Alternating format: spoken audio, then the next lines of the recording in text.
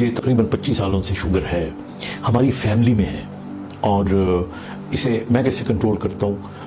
जो मोटा मोटा इसका प्रिंसिपल है वो तो ये होता है कि आप मीठी चीज़ें ना खाएं, नंबर 1, एक्सरसाइज करें, नंबर 2, और अगर शुगर हो जाती है तो उसकी दवाई आप लें।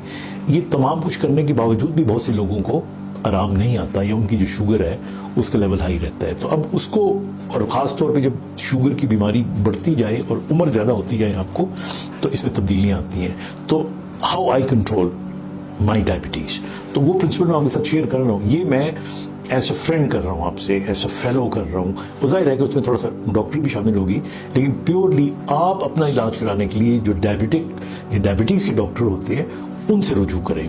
मेरे पास आने की ज़रूरत नहीं है, मैं सिर्फ आपसे शेयर कर रहा हूँ। नंबर 1, देखिए, मैं ये करता हूँ कि जो ग़िज़ा है वो एक वक्त में ज़्यादा नहीं खाता। मैं दिन में 6-7 मील्स खाता हूँ।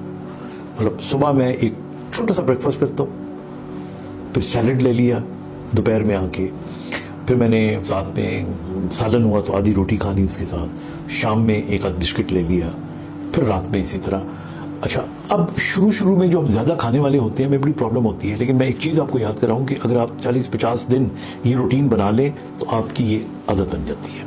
फिर आपको जो है बहुत ज़्यादा भूख लगनी बंद हो जाती है, बिकॉज ये सारा हमारा जो निज़ाम है ये फीडबैक पे चल रहा होता है। तो अपने मील्स छोटे करें और फ्रीक्वेंसी उनकी बढ़ा दें, नंबर 1। Number 2, exercise. अब मेरी टांगें ठीक नहीं है, मैं चल नहीं सकता, मैं तो 100 गज चल दूंगा मैक्सिमम, तो मैं कैसे करूं? मैं फिर एक्सरसाइज बैठे बैठे करता हूं। मतलब मैं बाजुओं की एक्सरसाइज करता हूँ, मैं कमर की करता हूँ, बैठ के टांगों की एक्सरसाइज करता हूँ।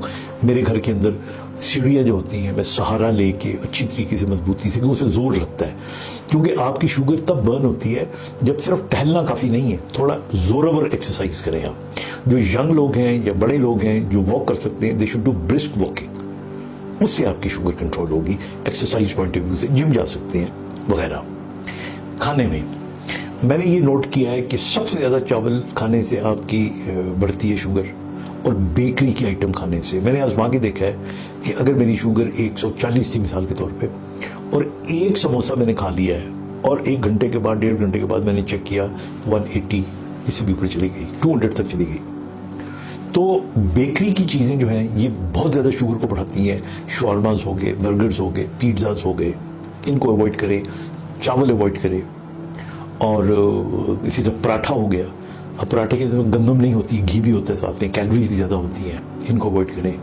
और मैं एक और आपको दिलचस्प बात बताऊं कि हमें देखने को तो लगता है ना कि ये जो रस होता है ये क्या है, जिस तरह बिल्कुल ये सूखी सी चीज़ है, ये शुगर को अच्छा खासा हाई कर लेती है, बिकॉज कार्बोहाइड्रेट्स जो है। तो इसलिए मैं कभी कभार जब मुझे लगता है शुगर थोड़ी सी बेहतर नहीं हो रही, तो मैं फिर जो रोटी अपने लिए अलग बनवाता हूँ, जिसमें जौ का आटा और दूसरा आटा, ये मैं इस्तेमाल करता हूँ।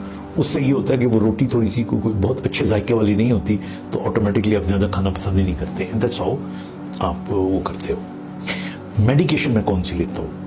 मैं जो मेडिसिन हैं, मैं काफ़ी अर्सा, अब जो है ना 3 किस्म की है, तो बहुत सी किस्मों की दवाइयाँ, लेकिन मोटी मोटी मैं बताऊँ। एक तो इंसुलिन है, वो तो आप टीके की सूरत में लगा देते हो।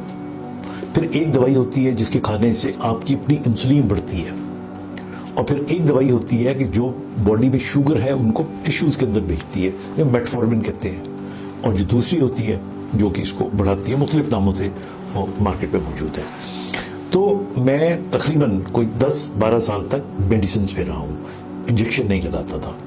लेकिन अगेन, जिन में से आप लोग जो मुझे जानते हैं, मुझे यूरिन की इन्फेक्शन होती रहती हैं और मेरे बहुत से इशूज चलते रहते हैं, तो मुझे स्विच करना पड़ा। सर्जरीज होती रही, तो जब कोई सर्जिकल स्ट्रेस आता है तो इंसुलिन पे शिफ्ट हो जाती है, और फिर इंसुलिन पे शिफ्ट होके मुझे ये प्रॉब्लम रहा कि मेरी लो होने का इम्कान बढ़ जाया करता था, और 2-3 दफ़ा मेरी शुगर जो थी मॉर्निंग में 40-45 के करीब चली गई, जिससे बहुत स्वेटिंग हुई और बहुत ज़्यादा एक खौफ पैदा हो गया।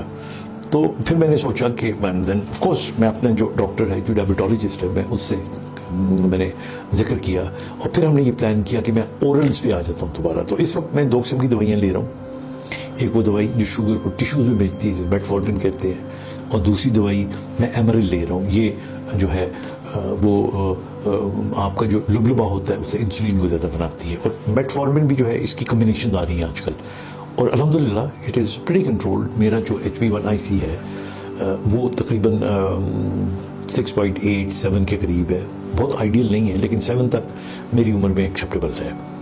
तो मेरा कहने का मतलब है कि शुगर को आप जब ट्रीट करते हैं तो इसको इमोशनली, क्योंकि आप टेंशन लेंगे शुगर बढ़ जाएगी, एक्सरसाइज से सुस्त नहीं बैठे रहना, कुछ ना कुछ एक्टिविटी करना है, फूड से quality of food, quantity of food and frequency of food, इन तीन चीज़ों को रखें। और ये तो बहुत लंबा टॉपिक है, इस पर मैं और बहुत से प्रोग्राम करूँगा, और मैं बाद में बात करूँगा इनकी कॉम्प्लिकेशन से कि क्या क्या कॉम्प्लिकेशंस होती हैं और उन कॉम्प्लिकेशंस में मुझे कितनी हुई हैं और मैंने कैसे खुद को संभाला है। तो आज के लिए इतना ही था जो मैंने बातें बताई हैं।